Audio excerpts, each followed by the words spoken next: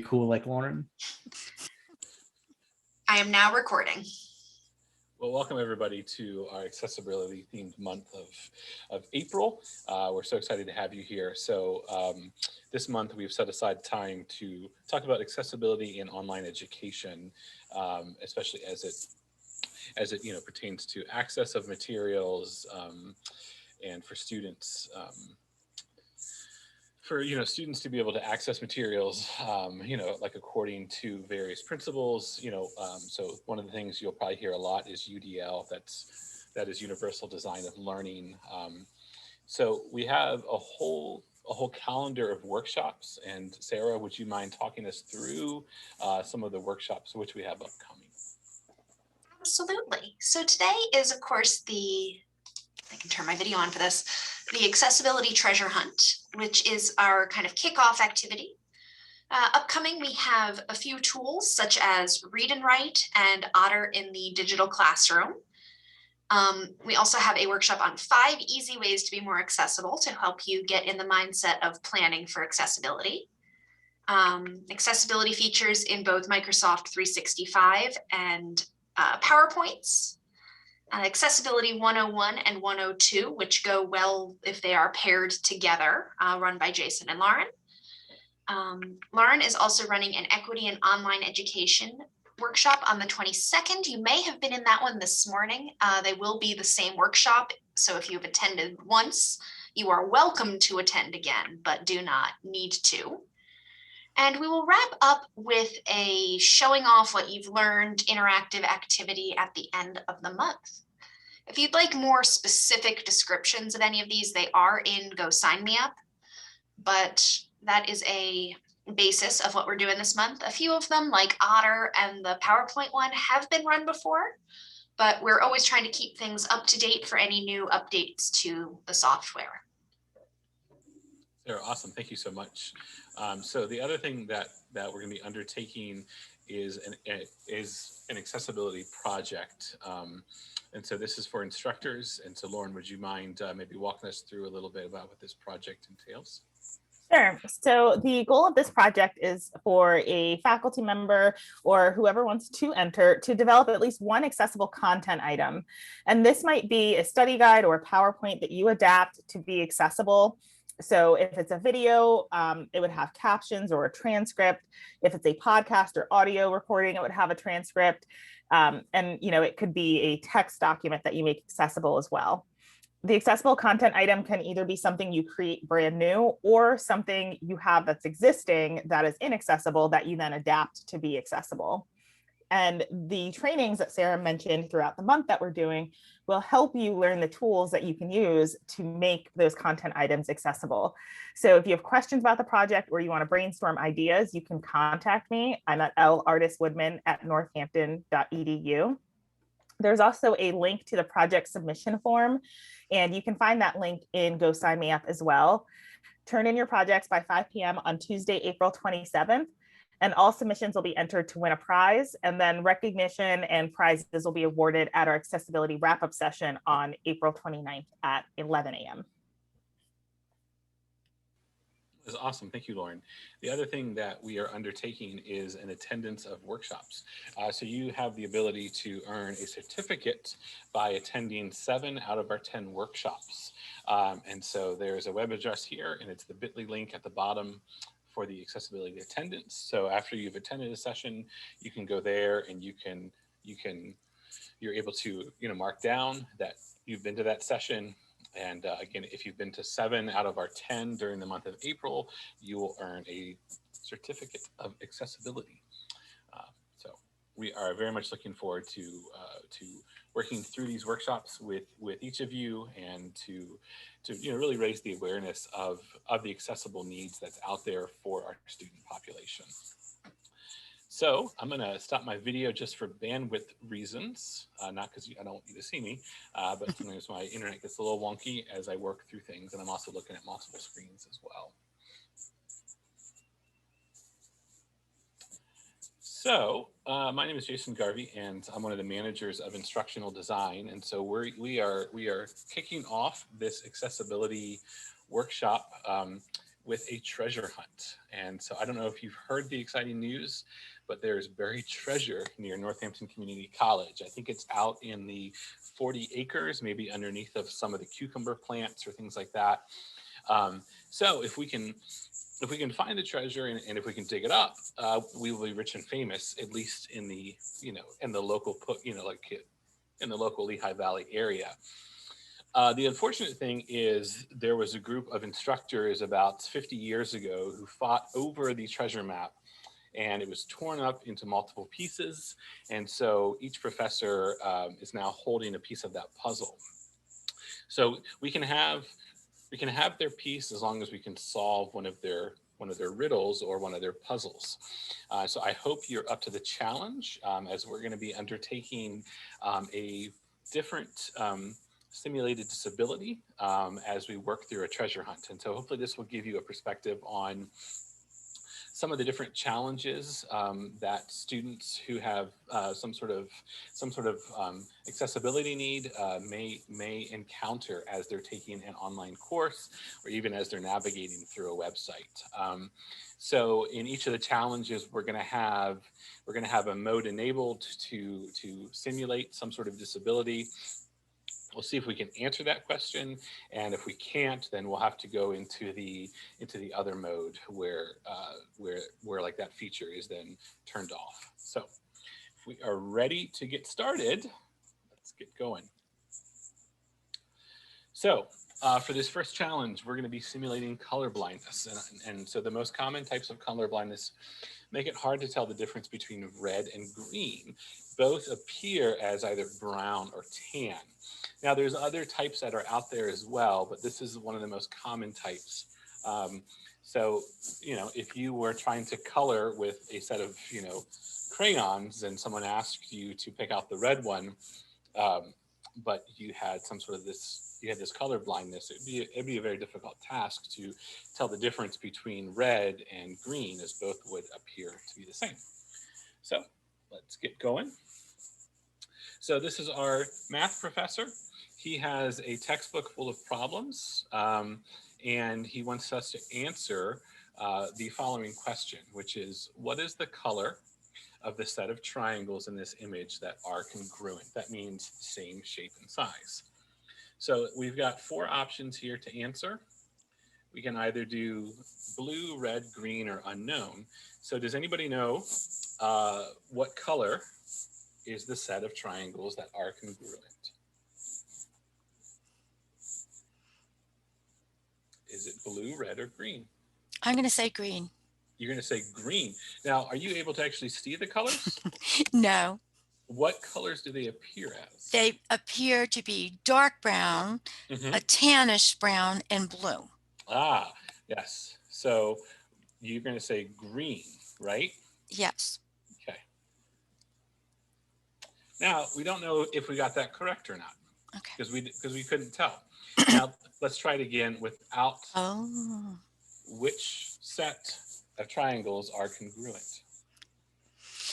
Red. Red, right? So that was a lot easier to see, but if you were colorblind, you couldn't see that. So as we think about designing material, we have to think about how would we design this for individuals who might have color blindness, where right now the red triangles, that's the only answer to this question. That's the only way content is being conveyed to the student is red. And for those with color blindness, brown was not one of the options to select from. All right. So red, I think, is the right answer, Sandy. Yes. Yes. Yep. All right. So we've got our first piece of the map. So on to this next challenge. So for this next one, we're going to talk about blurred vision or some sort of contrast loss.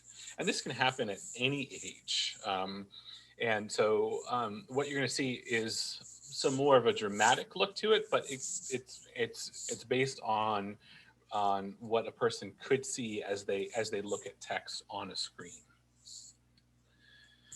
So we have a famous quote from our literature professor, and if someone could go ahead and try to read that quote for us, that would be fantastic. The whole quote or just the end, to be or not to be? Quote. Okay. Yeah. All right. It was the best of times. It was the worst of times. It's a chance for you to get your hands on my piece of the treasure map, but it's also a chance for you to fail and miss your opportunity. Are you ready? Identify from which of Shakespeare's plays this famous quote appears. To be or not to be, that is the question. All right. Now, was that easy to read, or was that more difficult to read? It was difficult to read Why was it difficult to read? because it's very blurry. It's very blurry. All right. So, do you know from which play that's found? Oh, geez. To Anyone be or else not to know? be. Is it Romeo and Juliet? No, it's not Romeo and Juliet. I don't know. I give up. Does Is anyone it in the else? quote? I don't think it's in the quote. No. Does anybody else in the audience? Is it know? Midsummer's Night? A Midsummer's Night Dream? To be or not to be? Midsummer's. Oh, that is not A rose by correct. any rose. It's from Hamlet. It's from Hamlet. Hamlet. By I should. Hamlet. Yeah. Okay. I should have known that. Ah, we got it. Correct. Okay. So now we've turned that off. Now, is this a little bit easier to read?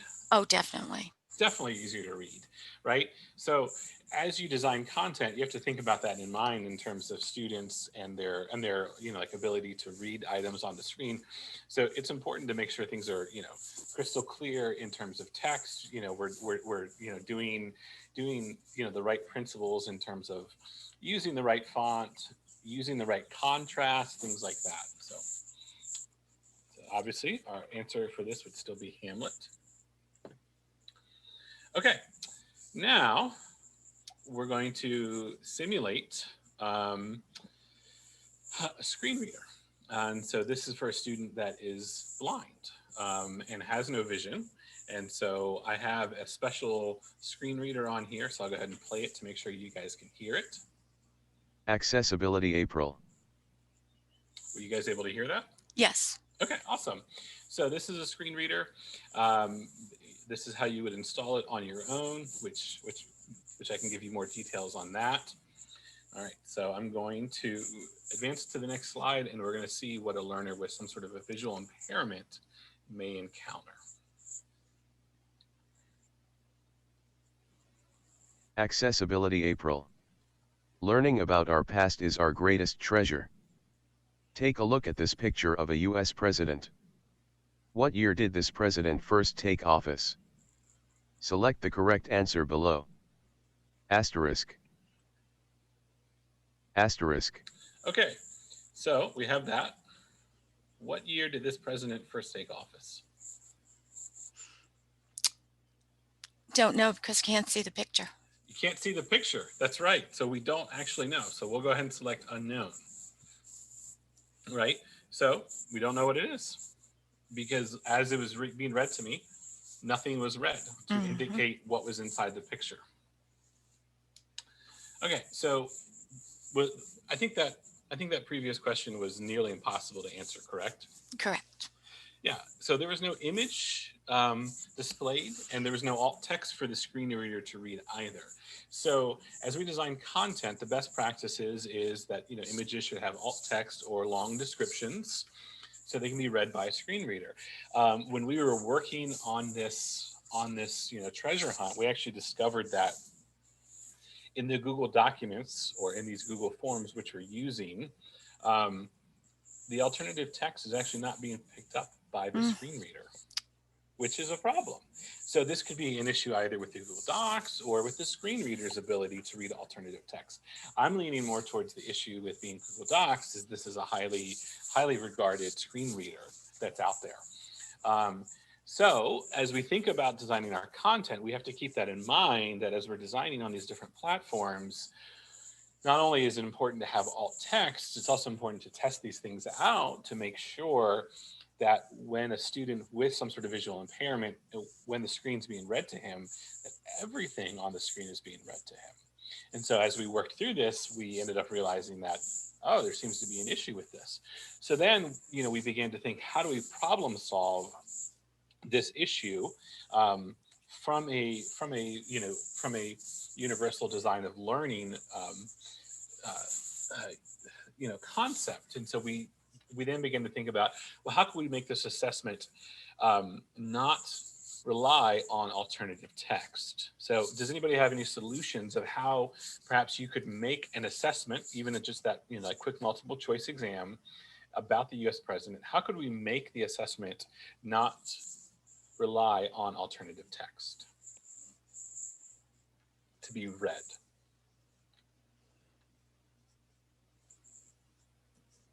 Can I answer? Yeah, go ahead.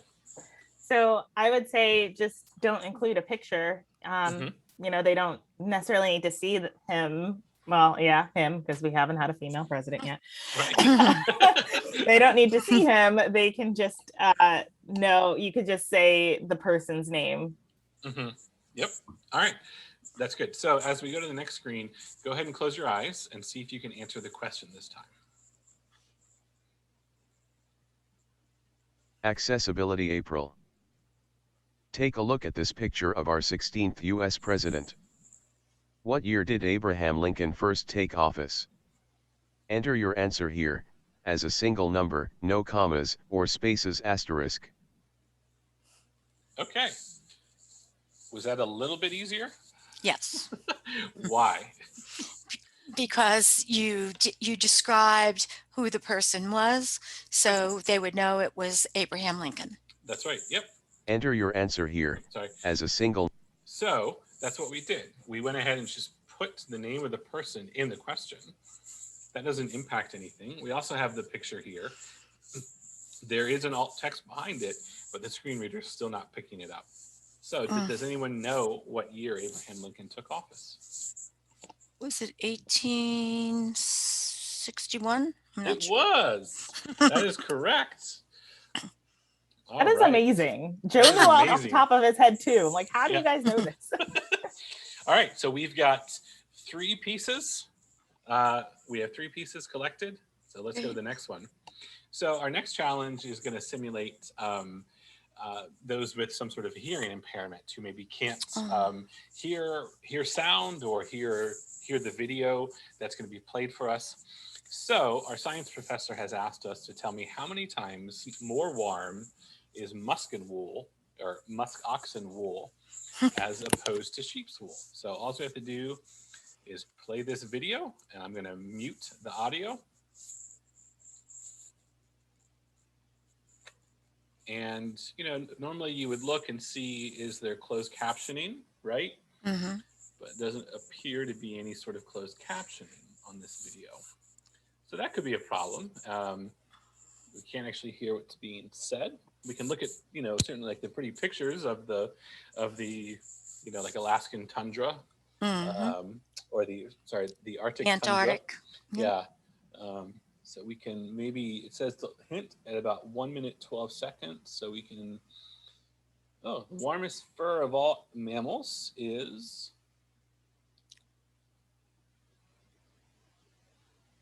No answer. No answer. Oh, wait. Oh, here it is. Wait, no, the undercoat can get more than 20. Well, that's not what we're looking for. Huh. What is the warmest, right? So what did we learn from this then?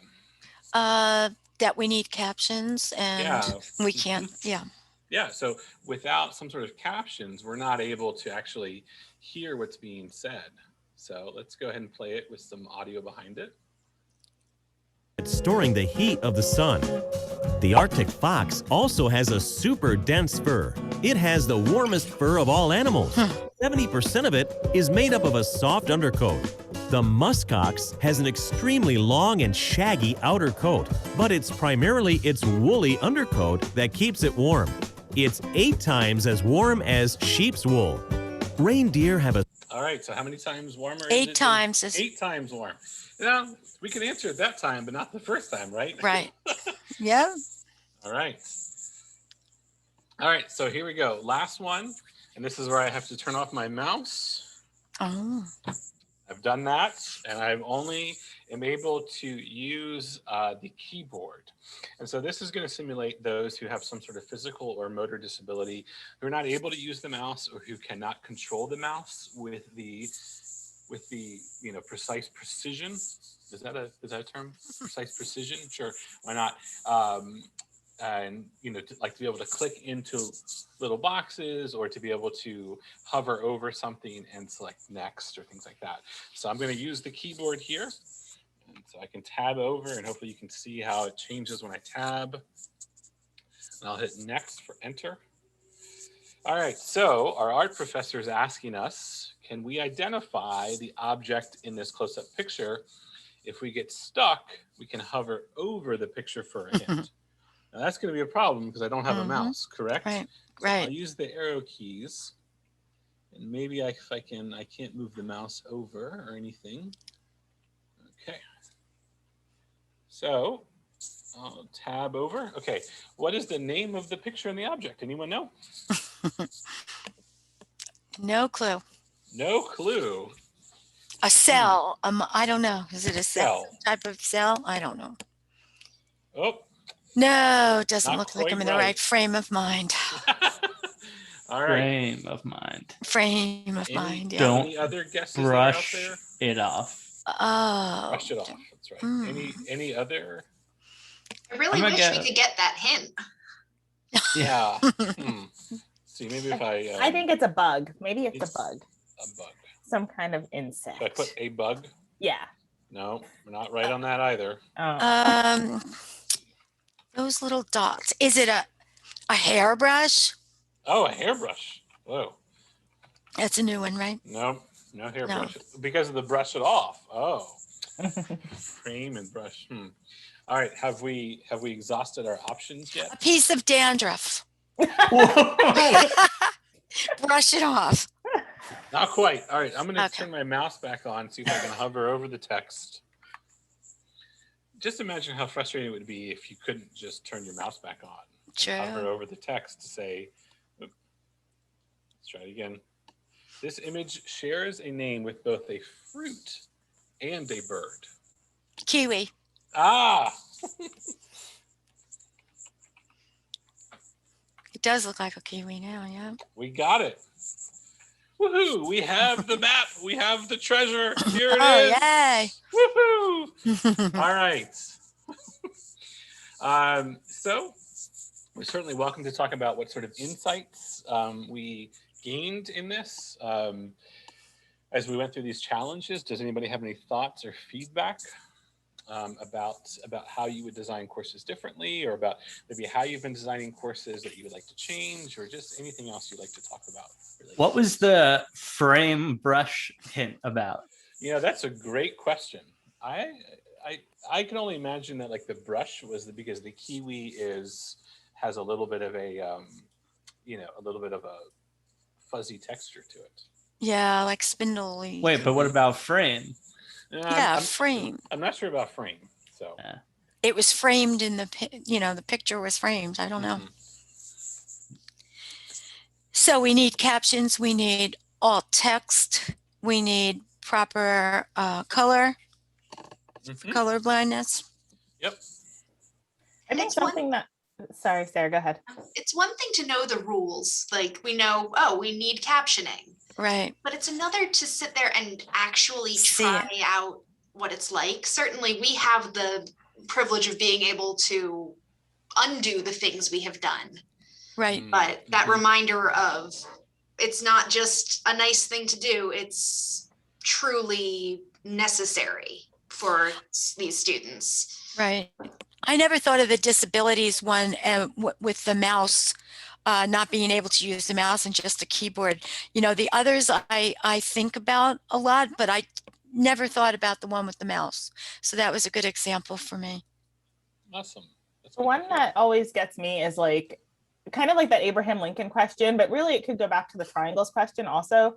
It's just like, just say what you're trying to say, like write clearly and concisely Exactly. instead of trying to like, sometimes, we think, we'll add pictures and we'll do all these things, but like sometimes just asking the question and saying the words, like you don't have to trick people. How important is it that you recognize Abraham Lincoln by sight? You're never going to see him again. So, so is it such a bad thing that like you don't have his picture there? And also that we, not only did we have to figure out how to navigate the questions and know what was being asked and know which answer we were looking at, we had to know the material as well. True. So with the inaccessibility of our questions and answers, we had two things to worry about rather than just assessing our knowledge. Yeah, so you were in that, you were in that frame set where you had to overcome not only like the knowledge of it, but also the ability to do the thing that you Right. needed to do. Yep. Yep. Cool. Great. Any other thoughts or questions? Nope. Okay. So here are some really helpful resources that are out there. So you can do a colorblindness simulator that's going to simulate colorblindness for you, and you can pick from about 8 different categories depending on which one you would like to simulate. So we just simulated one colorblindness today. Mm-hmm. There's also the web accessibility perspective videos, and so there's about 12 to 15 of those videos. They're under 2 minutes a piece. So they're going to go through different perspectives that individuals may have when they're actually navigating through the web or through the internet and through different websites. So if you are interested in a specific perspective, one was kind of humorous, but I understand. A person was trying to order a pizza from an online website. And so the way the website was laid out was very unclear, and it was very confusing. So they actually showed it from two different perspectives. Someone with low vision, it was very, very difficult to navigate throughout the website, and then someone who did not have low vision just had like difficulty figuring out like the layout of how they chose their different toppings for their pizza and things like that. Right. The other one is the web aim, and that's accessibility in mind. That's what that stands for. So there's a whole bunch of resources out there as well. If you want to simulate color blindness in either Google Chrome or either in Firefox, there's documentation of how you can enter a colorblind mode.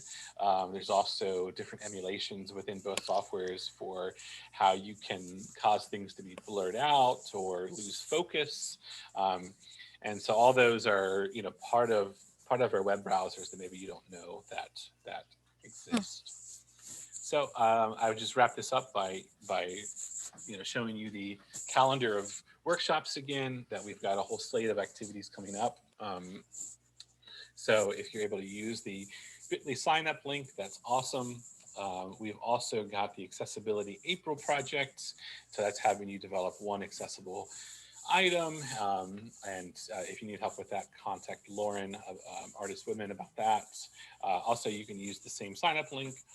And if you're interested in getting a certificate of attendance, you can, if you attend 7 of our sessions, you will get a certificate. And so it's a self-reporting, so you can self-report that you've attended that as well. Great. So, thank you so much for coming Thank you. to our Accessibility April kickoff. And now that we have Treasure, we can go out and buy whatever we want, right? Yes. Awesome.